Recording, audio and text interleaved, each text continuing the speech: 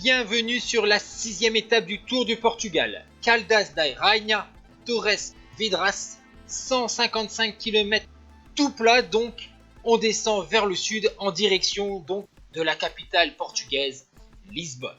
Dès les premiers kilomètres, 3 coureurs se sont portés à l'avant de la course. Le vainqueur de la 3e étape, l'Espagnol Ogier Lascano de la Caraoral, Willie Smith, le Sud-Africain de la Burgos PH, et enfin Emmanuel Duarte de l'équipe LA Illuminos. Ils ont eu jusqu'à 5 minutes d'avance sur le peloton. Ensuite, l'équipe Arkea Samsic de Dan Maclay, le vainqueur d'hier, a décidé d'emmener la poursuite pour reprendre du temps à cette échappée de 3 coureurs. De 38 à 41 km de l'arrivée pour le trio de tête.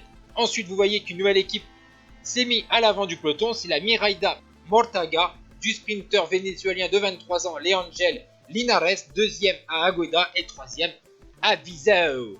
Par la suite, une autre équipe va venir apporter son soutien aux deux équipes Miraida et Arkea. Il s'agit de Nippo Delco One Provence pour son sprinter italien Riccardo Minali, troisième hier. Vous voyez, nous sommes sur les bords de l'Atlantique et à l'avant de la course, ils ne sont plus que deux puisqu'à 25 km de l'arrivée, Lascano et Smith ont lâché Duarte.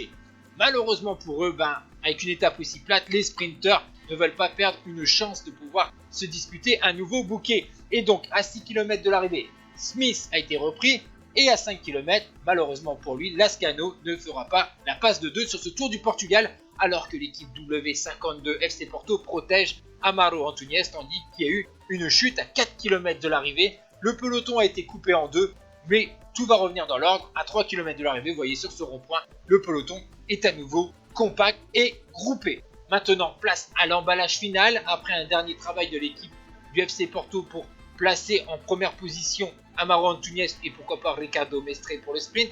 C'est à nouveau l'équipe Arkea Samsic qui travaille avec son train. Vous voyez, il y a 4 coureurs à la mort de la dernière ligne droite. On va voir encore un gros travail de Christophe Nopeux notamment.